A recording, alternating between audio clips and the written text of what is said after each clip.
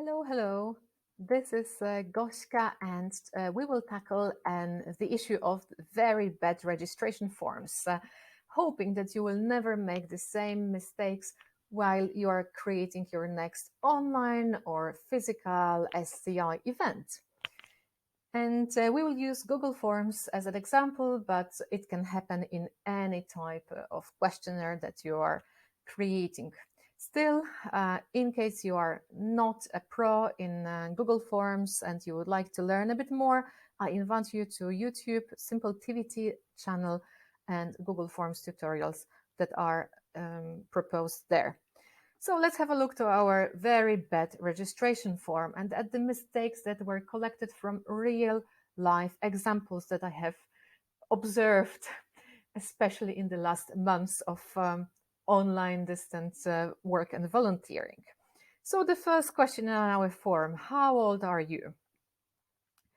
Can you say something strange here? I would say two things that are not really acceptable. First of all, the ranges here are not even. So if you are 22, 23, 24, and etc., you are privileged and you have a separate answer. Then if you are, then there is a 5-year category that follows on and 10-year category and all the other ages from 40 years until 100 and something, they go into another one. Well, maybe you are really creating an event where you are specifically interested in 23 or 22-year-olds, but the impression it creates on users is simply not the best. Me being a bit over 40, I will feel really discriminated being put in this huge box somewhere at the end of all the cafeteria of the answers. So a good example would be to create categories that are more or less even. Or if you really need to know how many 22-year-olds attended your event, then structure the question differently and simply put a question, how old are you? People can put a number and then you can easily from the surveys calculate a number of 22, 23 and 24-year-olds. So that is the first mistake in this question. And you can also adapt it to any other types of questions that can be asked and where categories are extremely uneven. But if you look carefully, you might also be thinking that, oh, if somebody is 30 or 40 years old, then good luck for them with deciding in which category they belong. So how to repair this question? Here, let's go to the backend. And well, the categories we'll leave for later, but here at least we can repair this obvious mistake where the choices overlap. So the correct approach is to put 31 to 40, 41 to 50, etc., etc. But the form has more strange questions. We scroll down and there is name and surname. Seems easy, so I will be putting a random but real Polish name. Okay, and what does the Google form tell me? Please insert just your name and surname. But I am inserting just my name and surname. And here we have a frustrated user that might be thinking, what's wrong with it? Maybe I should get rid of the Polish letters. No, still not. And somebody may just say, no way, I'm not going to fill in the form. So what happened here? Somebody knew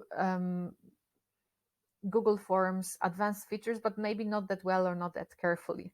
Google Forms allow you to have response validation. So in this hamburger menu, those 3 dots, you have the response validation here. And if you have it on, you can choose rules for the answers. So here somebody put a rule that the length of the answer should be maximum 20 characters. And the message that will appear if it runs over 40 will be, please insert just your name and surname. This clearly would work if you are John Smith. But think of countries where names and surnames are longer, and this surely should be deleted or maybe changed. Maybe you want make sure that um, that there is different length or that there is some type of a text. Mm, well, but this is for you already to decide. And maybe in this case, I would simply get rid of this response validation. The next question also can bring us some headache because here they ask us to rate our knowledge of the topic. And you have answers from 1 to 6. Okay, let's say we know the topic. Let's say there is some specific topic that the registration asks about. But if I am an expert, should I choose 1 or 6? If I was born in Germany, where 1 is the best mark at school, I would probably say I am an expert. I choose 1. Well, I was born in Poland, and 1 is the worst grade. 6, it means excellent. So I will choose 6. So imagine, as the owner of the survey, you will get some answers, but you really don't know what they mean because people just answered having some assumptions about what 1 is and what 6. So how to make it better? Well, 2 options. Either you say 1, I know nothing at all, and 6, I am an expert. And then people can know where they are. Or you can use a linear scale, something I like in Google Forms. It's much more user-friendly, and you can choose the type of the scale. Usually you don't use from 1 to 6 or other even numbers. The most common forms and forms that are, or types of answers that are recommended by psychologists are from 1 to 5 or 1 to 7.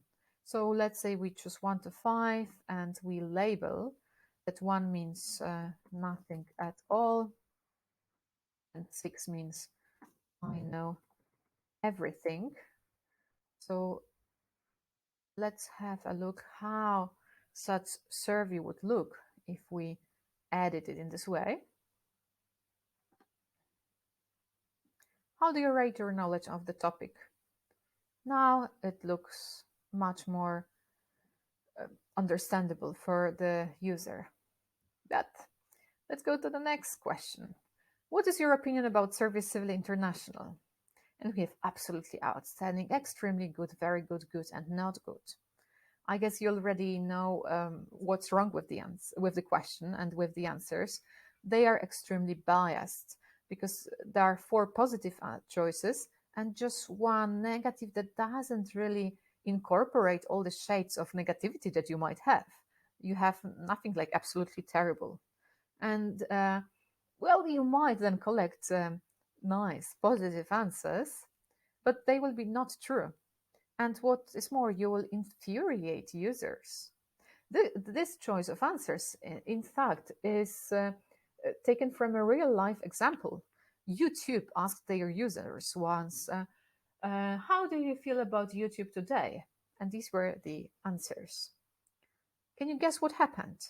Instead of making people happy about YouTube or feeling extremely good, it really made people totally angry. They started posting this content on social media, and well, for sure, YouTube had a very bad day because it became an example of manipulation that we don't want in our service. So make sure the choice that you're giving to the users is spread evenly. And it's also important in which order you structure your answers, because if you start with, well, okay, maybe in this way. Users usually get tired by reading all the possible answers. So the brain thinks absolutely outstanding, no, extremely good, no, very good, no. And the brain is thinking, okay, I have said no so many times. And the brain gets tired, and suddenly at a certain moment, it just wants to click on yes. So there will be some first answer that might fit. Maybe it's not the perfect choice, but something that might be chosen, and they will click yes. And uh, how in practice it might work. If you ask, what's your opinion about our training course? Are you? And you will have extremely satisfied, very satisfied, very, etc., etc., and only at the end very dissatisfied. More people will choose something from the beginning of the answers. So even if somebody was extremely dissatisfied, they will maybe get tired while going down, down, down all the list without being conscious about it. This is a fallacy of the brain that is not conscious. So, and they will maybe answer, I am rather dissatisfied, even though in fact they were extremely dissatisfied. And the same, the opposite way.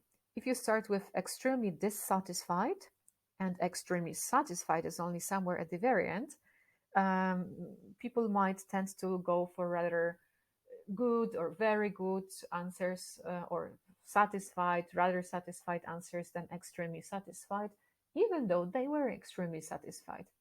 Just the brain got tired on this long way. One last thing about this question. Some people might not have an opinion, or really for them it's difficult to say.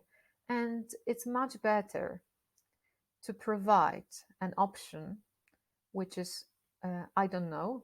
So it's better to add here in our backend an option that would be I don't know.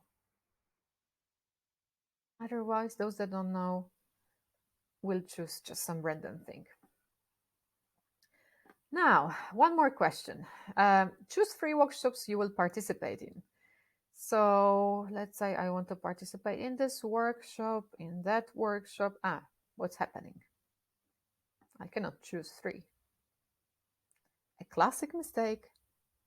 We have 2021 and it's still common that people forget that in Google Forms, a multiple choice question, it means you can choose only one thing, not multiple, many answers.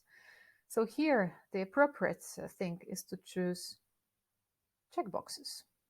And then people will be able to check as many boxes as you ask them. You can also add response validation. So you can set a maximum number of answers they can check. In case somebody makes a mistake and checks 4, there will be a message saying, hey, it's too many.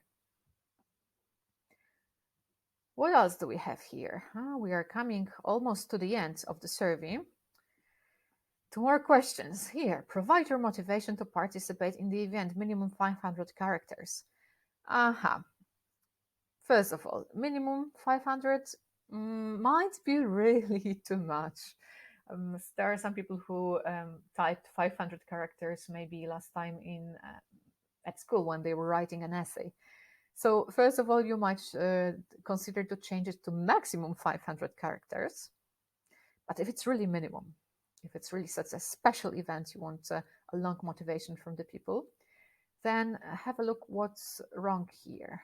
Somebody starts typing those 500 things of motivation and types and types and types and types. And the box is so small, they don't really have an overview where they started. If they want to read, it's a lot of scrolling and waiting for the cursor to be kind enough to move us to the right or to the left. So if you are using a survey, just make sure that in such type of a question, here, you choose an option that is a paragraph. A paragraph, it means you will get a bigger box to type in your answer, and it will be much more pleasant for the user to get track of what they were typing. So here, wait, it's still not this one. Hey, I got lost of which form I should be showing to you. But if you yes, this is now the long paragraph. If you start typing in the long paragraph, it simply allows you to have the whole box. And Google if you use Google Forms, they are the Google Forms is clever. And when I was preparing this very bad registration form and I put minimum 500 characters, by default, it changed into the paragraph. So Google helps you not to be an idiot, but still use your brain as well. And the last question here. What do you want to learn during our training? I want to learn how to be a better human. I want to know how to organize online events. But wait. I also wanted to sign up for this workshop on cooking Brussels sprout, and I want to learn how to cook Brussels sprout. And I only have the option to cook a cauliflower. No way. I'm getting frustrated. How to let the organizers know about the Brussels sprout issue? So as you can guess here, the issue is that we didn't get enough options. First of all, we were advertising workshops on Brussels sprout, and it's not mentioned here. And what is more, we don't give the option for the people to add something that they want to learn and you maybe didn't think of. So here we might add the Brussels sprout, or maybe change the cauliflower for the Brussels sprout, but also it's really recommendable, highly recommendable to say add other. And if you add other option, then people can write freely what they want.